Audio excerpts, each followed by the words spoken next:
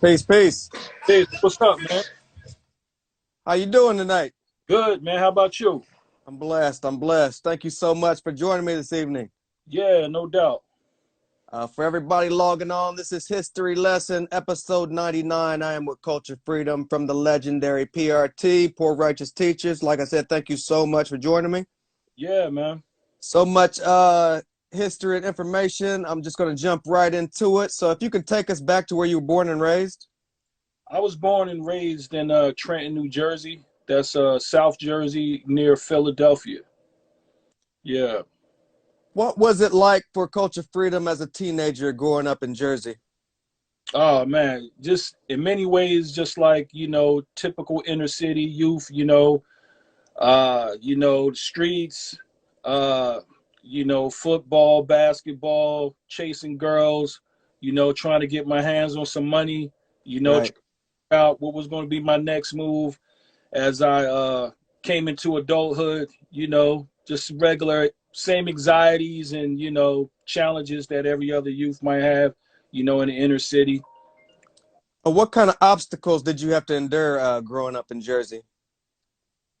Just, staying out of jail, you know, Right. avoiding peer pressure, you know, um, just the whole rites of passage type of thing. You know what I mean? Uh, Trying to just maintain my own identity without being sucked into what everybody else was doing. Even though by the time I was a teenager, that already happened. Right. Just trying to see my way clear out of a lot of it, man. Just trying to find out who I was as a black man, who I was as an individual, what was going to be my next move, because like most in the inner city, a lot of us are raised in single parent homes. So you don't have that same discipline that, you might have when your father's in the home or, both parents are in the home. So it was just trying to sort my way through life, man, trying to see, what was going to happen to me, basically. During this time, what would you say some of your musical influences were before you started to get into music yourself? Oh, man. I just remember growing up in a very musical home. You know what I mean? My mother, she listened to all kind of music. She had a component set in the house, with everything all attached, and she just loved music. So it was a variety of stuff. A lot of soul music, some jazz, some blues. And once again, being in the inner city, everybody's there. You got Latin music, you got Jamaican music, everything. So I listen to everything, man. I came up listening to a lot of dance hall music, like Yellow Man, Ika Moss, Welton Irie, you know, Benny Man when he was little, so we came up chatting, doing all of that, trying our hand at a lot of different stuff. But I mean, I think I was influenced by it all, man, just that love for the beat, the rhythm, and just how it moved people, and then as far as hip hop was concerned, it was people like Joski Love, rap's new generation with classical too, the Supreme Team, Rakim, Just Ice, KRS-One, people like that. It was a wide range and variety because we would listen to Hot 97. We would listen to WDAS. We would listen to BLS. We would listen to HBI. So we would catch all the new songs that was coming out, like Schoolie D, and as far as Philly was concerned, a Steady B. So it was a bunch of stuff because Trenton, New Jersey is wedged right in between Philadelphia and New York. So we was getting Right. of them. So yeah, it was some of everything, man. To be honest. Uh, Earlier on, what was your firsthand memory of hip hop in New Jersey that you seen firsthand? Was it the block parties? Was it school talent shows? What was it in Jersey that Culture Freedom seen firsthand as far as hip hop goes? It was I would say the block parties. I would hear like Planet Rock come on and everybody just snap. You know what I mean? When you heard that, or you heard numbers, stuff like that. But I would probably say the block party was first, and then we had a lot of little clubs that we would go to. So I would hear it in there as well.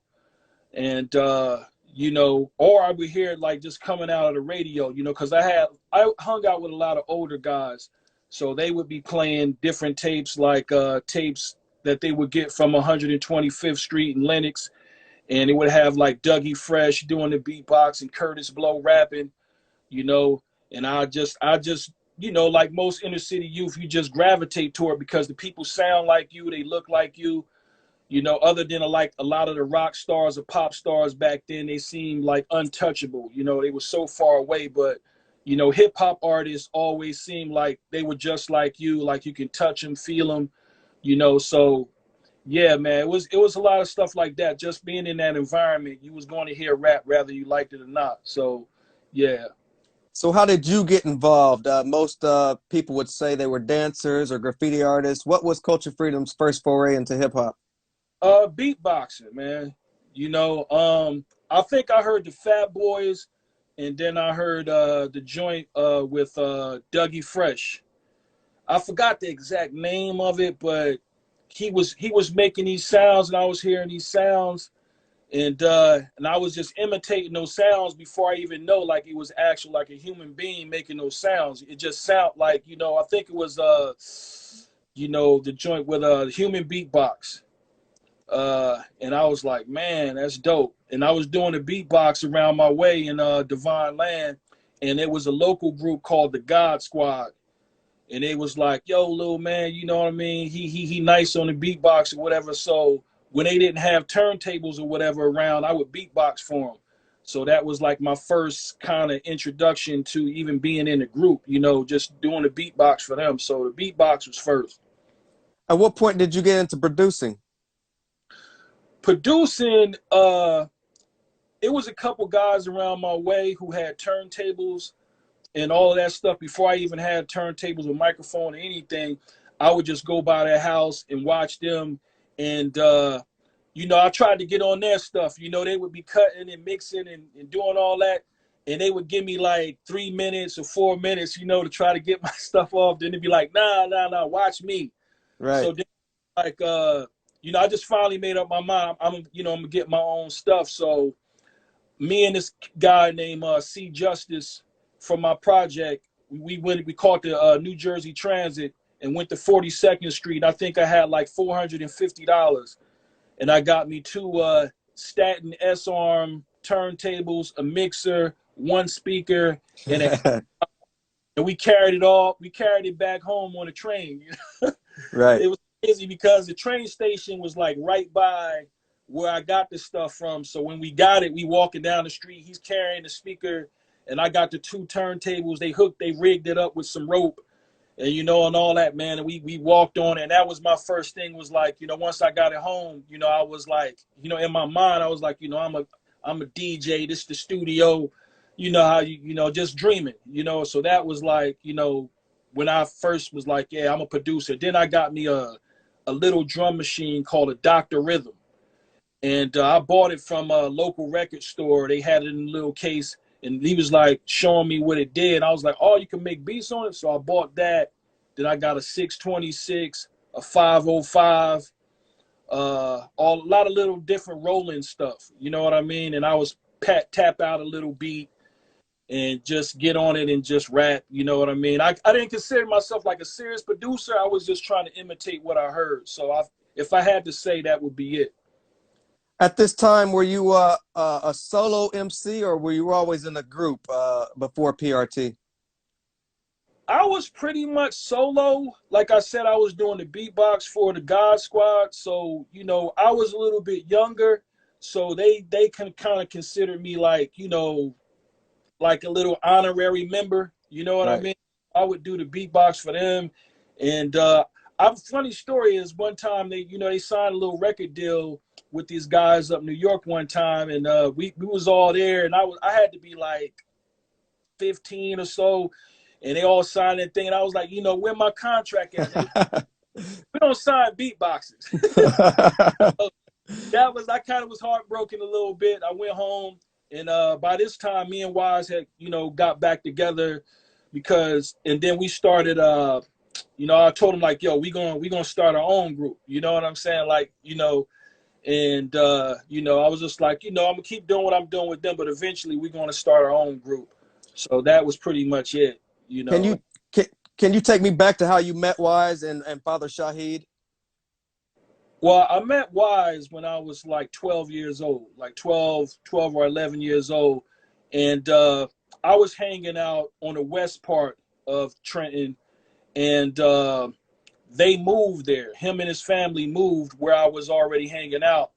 And they actually moved in the house where I had friends before. So when they moved there, I was kind of looking to see, you know, who are these people? Who are these people moving into this house? And it was Wise and his family. And me and his older brother, Power Israel Shabazz, we became friends. We hit it off like right away. You know what I mean? And me and him became friends for a while, uh, real good friends. And then you know, once we kind of grew in our own direction, me and Wise became friends, and we started freestyling and doing stuff like that. We ain't had no name for our group. We was just trying to rap, and we was making little makeshift demo tapes at my grandmother's house on her little component set. We was setting stuff up, playing Run DMC, Sucker MCs, and putting the radio up there and putting our head between it and rapping, like, you know, just trying to hear ourselves back, you know. And we made a little demo tape, and we heard it back, and we thought it was all that. But when we brought it home, his brothers was like, what y'all doing?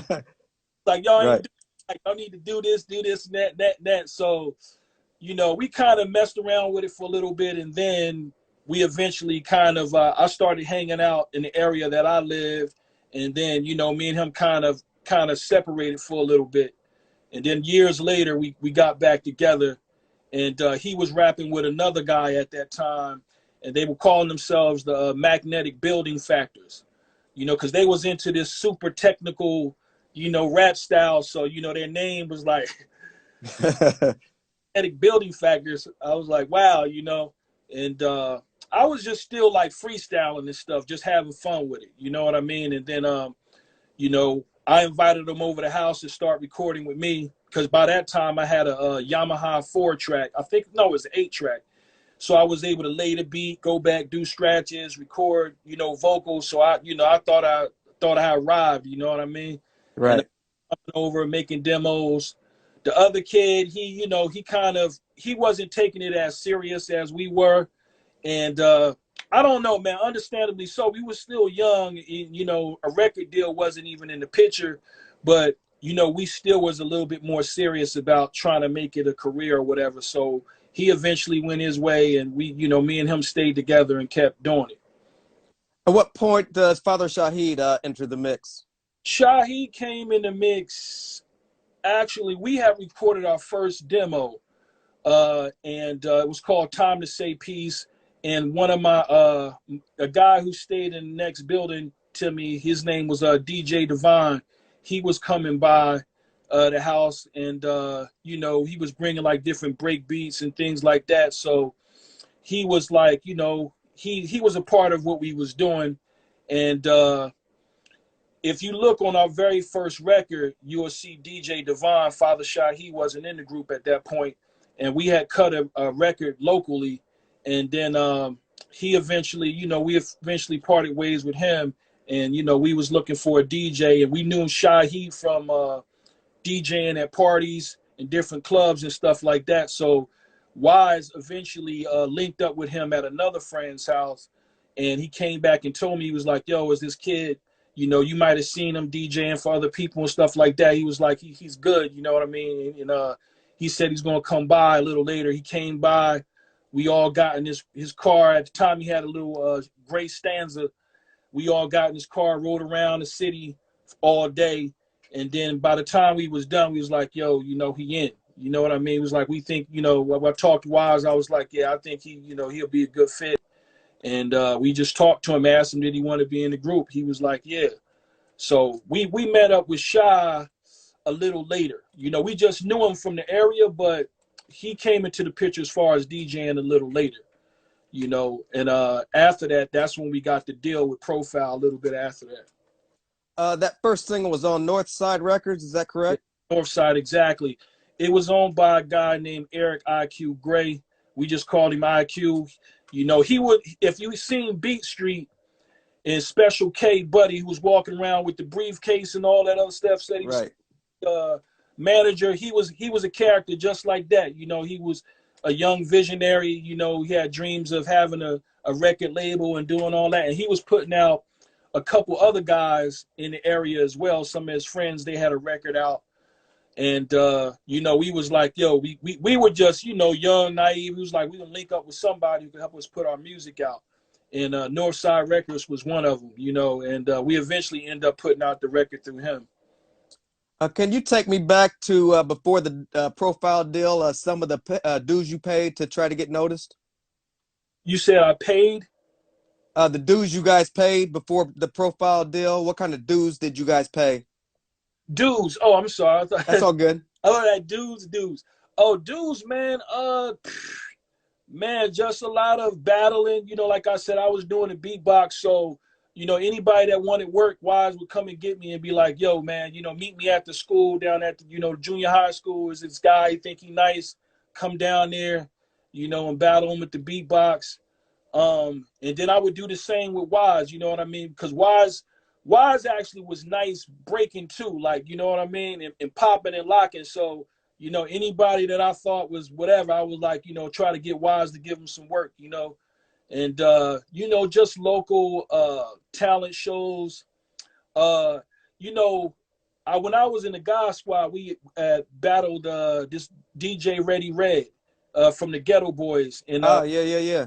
a group that he was in at the time, you know, with MC Johnny C, this other kid named Roddy. You know, we used to just do local, you know, talent shows, try to win some money and stuff like that. So, you know, it was a lot of that. As far as once we start cutting the demos, it was just a matter of, you know, somebody hearing it. You know what I mean? Once Northside pressed it up, and Red Alert got a hold of it, him and Chuck Chill Out and a few other DJs, they started spinning it. And then, you know, Profile took notice, and then Red Alert took the record over there. But once me and Wise became a group, it seemed like it just started clicking. You know what I mean? Because by that time, he had matured as an MC. I knew a lot of the lyrics, and I was very familiar with breaks and stuff like that. And we linked up with Tony D, who had already, he had an artist on Profile already called the Too Cool Posse. And he had a record out with a guy named Gino G from Around My Way. So it was just like a matter of just linking up with them because, you know, if you was in that crowd, then people knew who you were. You know what I'm saying? And word got around. But we actually set up a battle with Tony D. You know, he knew some guys in our neighborhood, and he would come around from time to time. And one time he came around, and I told this guy I know by the name of Rocksteady that my boy would eat him, you know. And he was like, "Oh yeah, where he at?" So then I went and got Wise, and then, you know, Tony D kind of spit some rhymes. Shout out to Tony D, rest in peace. And he spit some rhymes. They wasn't that hot. You know? Wise wouldn't rhyme, so he kept going. And then eventually Wise started rapping. And then he was like, yo, I want y'all to come by the house and cut a demo. But we were more interested in going in the studio. So we scraped up some money and cut our first song, which was Time to Say Peace and Butt Naked Booty Blessed. And, you know, and we had one legendary battle between Wise and Jay-Z at the time because the Jazz, by that time, he had a Wine Sophie out, and they would come down to Trenton from time to time and hang out and do their business. And I knew a guy that knew Jay-Z, and but he wasn't, you know, Jay-Z at the time. He was just somebody that was nice. And we set up a battle one day, and him and Jay came to my house, and you know, my mother, she was sleeping at the time, so she didn't want no noise in the house. So, you know, I went and got Wise, and we went out in the parking lot, and then him and Jay-Z started, you know, going verse for verse. And that was super dope. You know what I mean? So do we have a hidden archive videotape of that?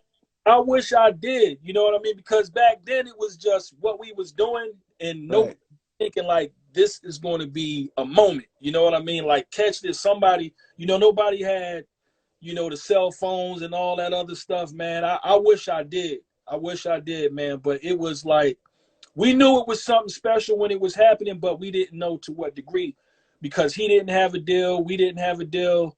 So, but once that happened, like, a lot of people in our neighborhood kind of knew, like, we were official, and they knew why. Because Wise was kind of quiet. He kind of moved through, and but once that happened, it was like, yo, these dudes got, they for real. And then Jay-Z, he gained support too, you know what I mean? Because, when they heard him, a lot of people hadn't heard him in our project at that time neither. They just knew jazz was nice, but once they heard that, they was like, yo, these two dudes, and we just moved on from there. I kind of kept up with Jay, and we would kick it from time to time. I would go out. He was staying out East Trenton, so I would go out there sometimes and just kick it with him. We talk about music, and him eventually getting a deal with Kane. He knew Big Daddy Kane, so we saying Kane going to put him on. He played a couple demos for me. They were super professional. So I was like, we got to step our game up, because he had already been going in the studio. So, it was just, stuff like that, as far as paying dues and doing whatever. It was just stuff like that. Do you remember some of the songs that was on that demo and which labels you shopped them to before signing with Profile? The only thing we had was Time to Say Peace and Butt Naked Booty Blessed. And I think we cut Word is Bond, which a lot of people not familiar with that song. It was on our first single. And we had Time to Say Peace, Butt Naked Booty Blessed, and Word is Bond.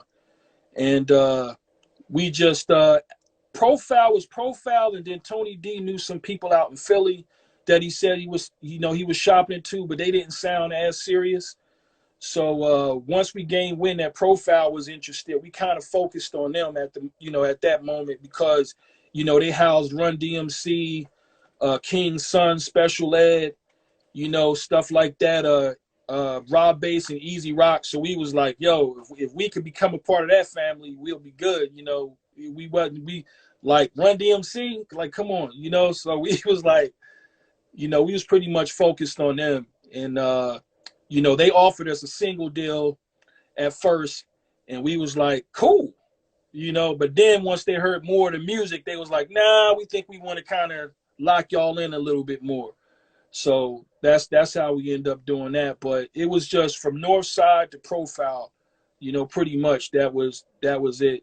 Russell Simmons kind of flirted with us a little bit, talking about doing some stuff with us, but he had a huge roster, and back then we was kind of naive, thinking like, we might get lost in the mix if we get with Russell, because he has so many big artists, we wouldn't be a priority, Right. We were convinced that, going with Profile would be the move. So that's what we did. What was the details of that contract? Was it 1-album deal, 3-album deal? Do you remember? Like a 4 or 5 album deal, you know what I mean? I think they were talking to people. They kind of felt the word from the street. You know what I mean? Like, we might want to hang on to them. If it don't work out, they might be able to produce something else. So we actually put out 4 records on Profile before they sold to Arista, which eventually Sony. So we put out 4 records with them, and with the option to do, whatever, and renegotiate our deal each time, so. With that demo and single from North Records, what was the buzz like on the streets? Oh man, it was crazy. Like, it was crazy. Like, every car you rolled by was playing the joint. You know what I mean? Like, that summer was just, I can't even explain it. We got a lot of love from the city. I mean, it was like, if you rode through our way and you was playing music, you get stopped and like, yo, you got PRT in there? It was like, yeah, all right, you good. Go ahead. It was like that summer, it was red hot, man. Everybody was playing it. Power 99 was playing it, and which was in Philly. And then New York, they was playing it up there. And then we had friends who graduated that same year who was in college, and they was telling us that people down at their school was playing it. It was like, yo, y'all know them kids and stuff like that. So it was dope, man. It was dope. And then, you know, I just think from that buzz, if we didn't have a deal, you know, eventually we probably would have got signed. If we was thinking right, we probably would have waited a little bit and then you know, kind of signed with somebody. Holy Intellect turned 30 this year. Take me back to the creative process. This is your first album. What's the train of thought of Poor Righteous Teachers going into their debut album? We was just having fun, man. It wasn't really a lot of pressure. It was just, you know, because we were recording at a place called Epsilon Studio in Princeton, New Jersey, which was a suburb right outside of Trenton. I mean, it was in Hamilton, New Jersey, pardon me. And the engineer there, he was used to mixing rock music and all of that stuff. So he was very familiar with like that loud, hard sound. His name was Tom Zepp. Shout out to Tom Zepp. I don't even know if he's still around or whatever, but he was very key. He knew what he was doing, you know. And Tony D, he was, you know, he was an experienced producer. So, you know, he knew what he was doing. You know, we would bring him records, you know, for some of the songs like Shakila. And we was over his house when he played Rock This Funky Joint before he hooked it up. He was like, which one of these records y'all want? You was letting us hear it. We was like, that one, you know. And the Time to Say Peace, we actually brought to him as well from a breakbeat album that we had. And so it was kind of like we were like hip hop heads, you know. So it was a matter of, you know, having the means and the finance to put everything together because we kind of knew what we wanted. But once we got the means, like, you know, we got a deal, the studio time paid for was like bet, you know. And the Shy he was a very you know, accomplished DJ. So he would come in and you know, he would hear the song and how it went and all of that. He would take it home, come back, put the scratches in where it went, like Rock This Funky Joint. I mean, he composed the scratches for that. And then a Holy Intellect, the same thing. You know, we would be like this Holy Intellect. And then next thing you know, Shy back in the studio, holy, holy, it's all right, pure, pure, turn it up. I mean, we in the studio like, oh, you know, we watching him, and he just putting it like everything is just coming together, you know. And it was just like, it was just real dope, man. You know, we have our moments where we be like, nah, I don't like this. Keep this, no, keep that. Nah, man, that's not nice. Put some echo on this, some reverb on that, you know. And Tone and Tom Zip like, man, will y'all sit back, you know, because we don't know really our way around a big studio. So we just knew what we wanted. Like once we heard it sounded like we wanted to sound, then we was like, all right, cool. But it was pretty much like that, man. Sometimes we would have the hook. A lot of things were very spontaneous. You know, we was joking around, like with Shakila, we was listening to like TJ Swan and Biz Markie. So, you know, we go in and we was like, you know, remember that joint we was singing? He was like, Coach, sing that in this. And we was like, I bet, you know. And I Right. get start singing because I wasn't like no singer or nothing like that. You wouldn't have caught me like out singing or R&B or nothing like that. But since you rappers was already singing in their hooks and harmonizing, I was like, bet, you know, let's do it.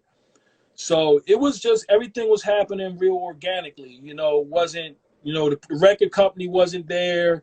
They didn't send anybody down to make sure we was making whatever. They trusted Tone as a producer. You know, we would get a call every now and then, you know, about how's the record coming out, but it was never y'all need to do this or y'all need to do that. We pretty much had creative freedom to do whatever we wanted to do.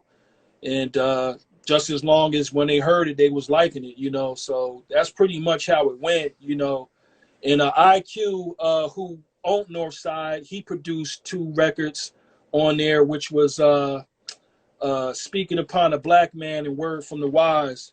You know, he was trying to get his feet wet as a producer as well. So he had some beats. We